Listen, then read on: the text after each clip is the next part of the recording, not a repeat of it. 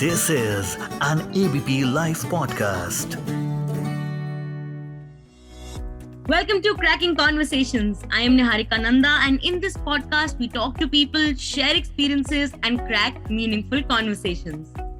When I say the word management, what comes to your mind? Business, MBA, academics, right? Well, that's where you are wrong. Management is much more than that. And to prove that to you, there is a new and very amazing book in the market. It's called The Art of Management, and it is written by the one and only Mr. Shiv Shiva Kumar. Mr. Shiv is one of India's longest serving CEOs. He is currently the Group Executive President of Aditya Birla Group. He has worked across multiple industries and categories and has handled over 60 brands in his career. He was the CEO of Nokia in India and subsequently led the company's emerging markets unit. He was also the chairman and the CEO of PepsiCo South Asia. He is regarded as one of India's leading management and leadership thinkers and speakers. So that is how you know that he is a guru of management. So if he says that management is not just for academicians or just for people who are into management and corporates, then it is not, definitely. Then you have to agree with him. So without further ado, let's welcome on Cracking Conversations, Mr. Shiv Shiva Kumar. Hello, sir. How are you doing? Welcome to Cracking Conversations on ABP Live Podcasts. Good afternoon, Niharika. Thank you very much. It's an absolute delight to be here on the ABP network. Thank you for having me over. Same here. It's a delight to have this conversation with you, sir.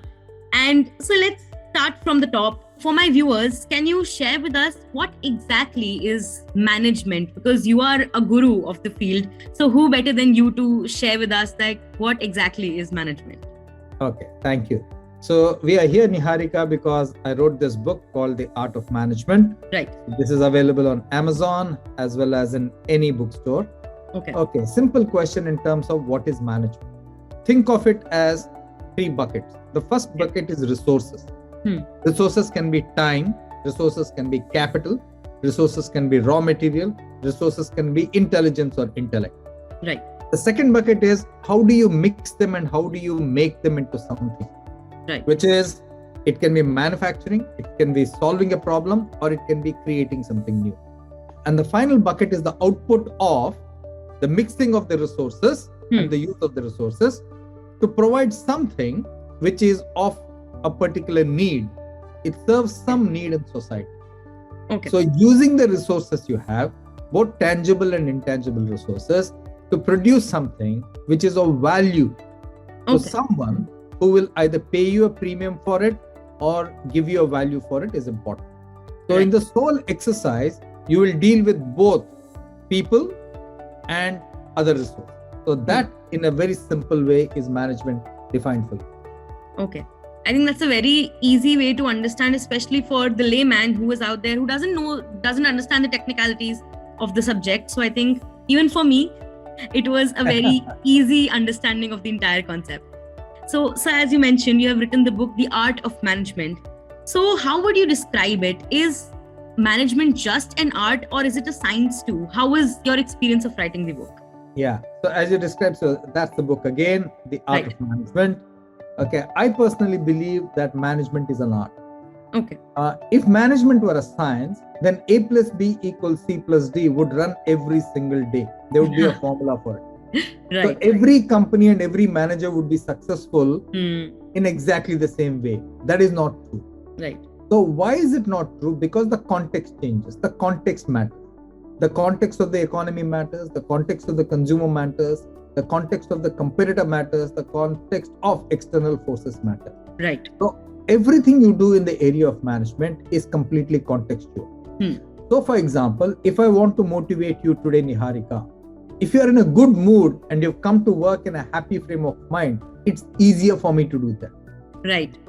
Tomorrow, if I try to motivate you and there is something which is bugging you or something in your head which has been there at home, etc., whatever I try, I might not be able to motivate you.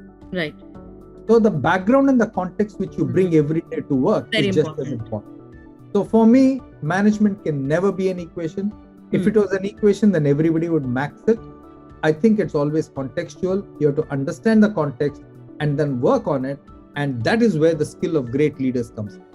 Right. And sir, how was your experience of writing the book? Oh, it was fantastic. I'd written an earlier book called The Right. Right Choice. Yeah. And this book, in terms of the art of management, I selected, 21 people with great care. And then I went through the questions personally with all of them. They were all happy with the questions. I got Vishwas Ved, one of the editors, to actually do the interviews, tape recorded. Right. Then we played it back to the people, and then they had some points to say, re-edit, editing, etc. We did that, and then finally it was out. And my editor Radhika Marwa deserves a lot of credit because she stuck to the whole process. And then once the manuscript was ready, it went to Radhika and Vineet Gill in Penguin, and they did a great job of turning it around quickly. And then the book design of this, The Art of Management, is from a person called Nishant Sethi, who works in the design team of Autumn Grey in Bangalore. So this is a fantastic design that he developed. One of the things we did right through Niharika was we checked it with consumers. So right in the beginning, before writing the book, we went to the consumers and said, hey, you know what? We want to talk, or we want to do a book called The Art of Management, which is about managing yourself, managing your team, managing your business. How relevant is this? Right. Almost 95% of people said it's very relevant. And we didn't disclose the name. We didn't do anything. We just checked it like that. They liked it. We checked the title, etc. And so we had a good product endorsed by the readers finally in their heads. I think having it endorsed and creating some sort of a field research before you actually get into the entire process of putting so much into a book, I think that's a great idea, because that way you also know what is the expectation of your consumer and what kind of a thing do they want out of you. So I think that's a great idea. Absolutely right. So, sir, you mentioned that you have interviewed many maestros from different spheres, from Sachin Tendulkar to Vikas Khanna to Harsha Bhogle, and so many for your book. So how was that experience?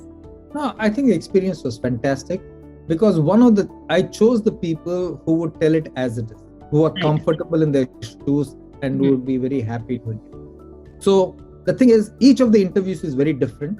Okay, but at some level, they're also roughly saying, stuff which is similar.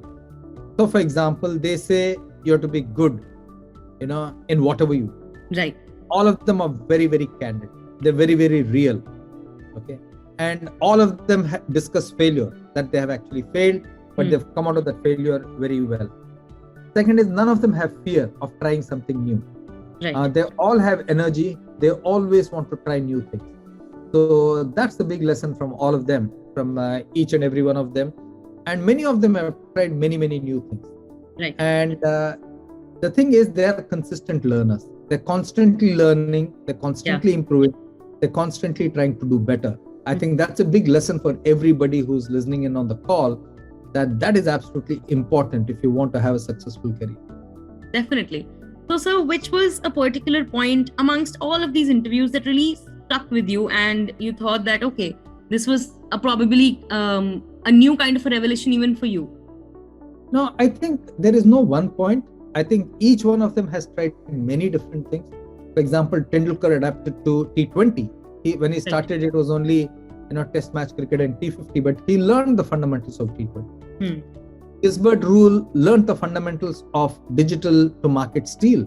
Right. Oli Pekka started the journey of Nokia into mobile phones when they were into cables and gumboots and everything else. Harsha Bhogle moved away from his degree and his work in advertising to start radio commentary for cricket. Aarti Kelshikar was working in regulatory environment and decided to write a book on how India works and the culture. Shireen Ban was doing something else before she went into, broadcast journalism. Right. So Devinder Chawla started somewhere else and then he became a CEO. Babita Barua stayed in advertising. So each and every one of them has a fantastic story to tell. And they all have different paths that they have been following. Correct. Some are stories about continuing what they were doing well. Some were stories about reinventing themselves and doing something completely new. And hence, they are at very different points of their career. I think it is a great thing, sir, because management, when we think of a word, it feels like it is something very academic oriented. or something very, padhai se related basically. But you have somehow brought into the entire realm of management so many people from so many different spheres, which shows that management is not just something that you need to study about. It is something that you need to adapt in whichever field you might be working. Absolutely, you said it right. The whole point of this book was also that the principles of management are applicable to various disciplines. For example, Vikas Khanna, who is a chef, manages with the principles of management.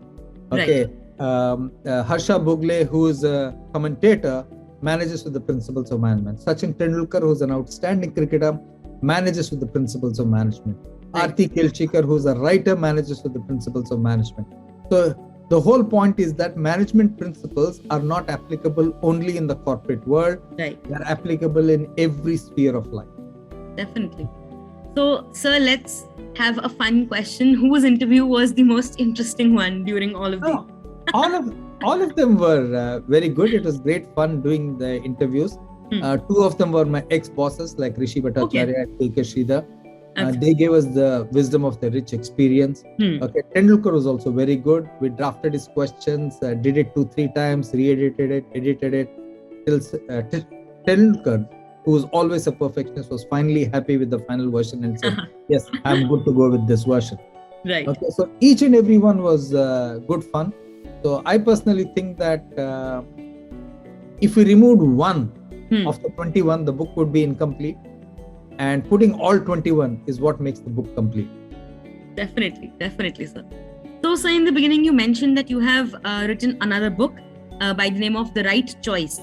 So, having written that and it becoming a bestseller, how different was writing something like The Art of Management and The Right Choice? Like, how was the experience different? So here's an interesting thing. When I wrote The Right Choice, for 10 years before that, publishers are asking me to write about something or the other.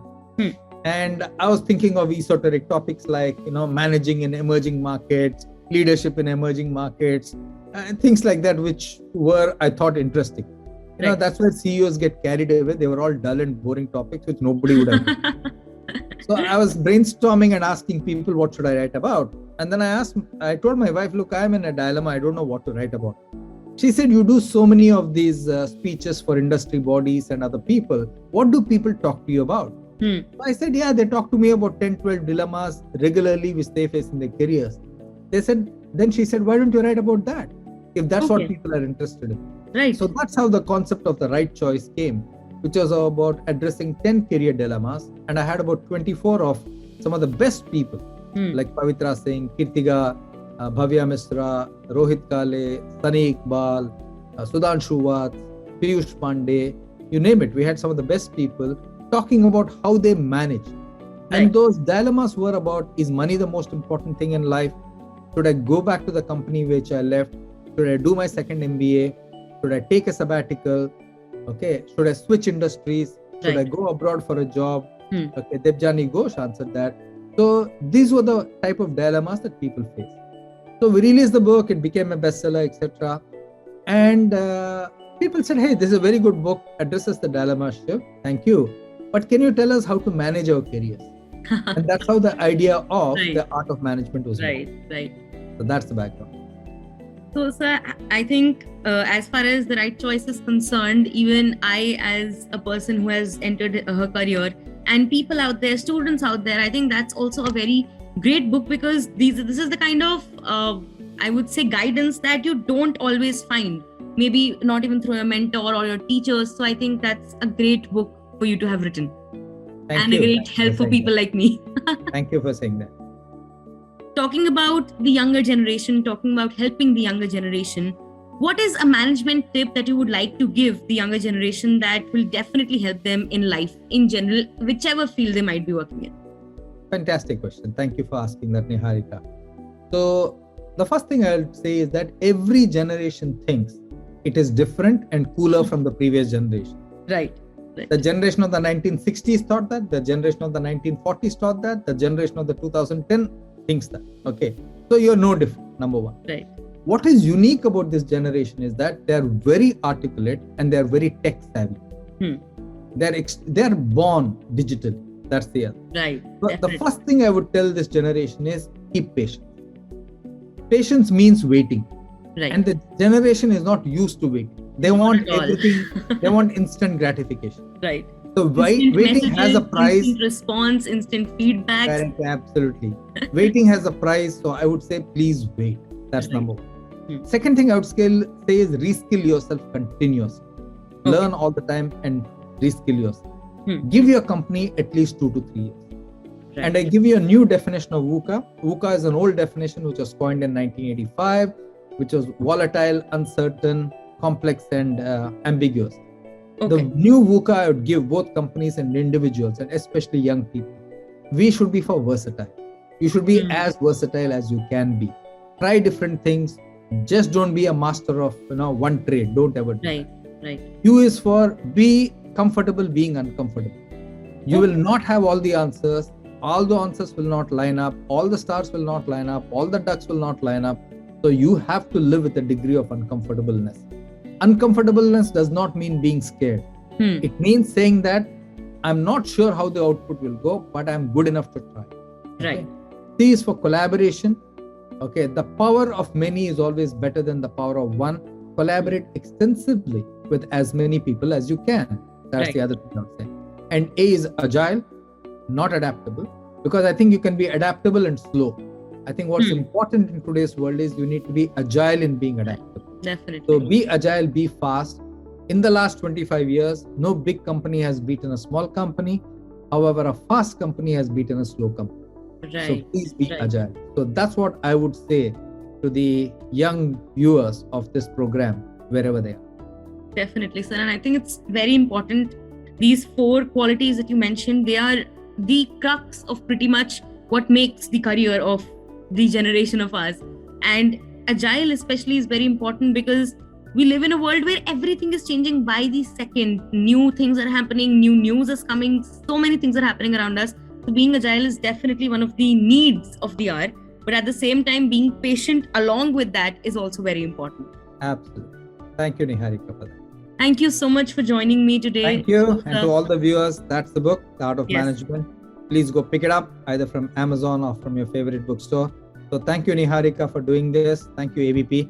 It was great fun doing this with you. Same here. I would genuinely recommend everyone out there, no matter what age you are, definitely give The Art of Management a read because it's definitely worth it. Thank you. Thank you, sir. Thank you so much. So you just heard Mr. Shiv talk about management in a layman's sense, in a sense that you get to understand it much beyond just corporates. And I think that's the reality of it, right? You might be working in whichever field that you are, and still management would be a part of it. So I would definitely recommend for all of you to give The Art of Management a read by Mr. Shiv Shiva Kumar. And I'm sure that your perspective towards the entire concept of management will change in a split second. For more such meaningful conversations, stay tuned to Cracking Conversations on ABP Live Podcasts. The scripting and the voiceover for this episode was delivered by me, Niharika Nanda, and the sound designing was done by Lalit. For all the latest news, stay tuned to ABP Live Podcasts.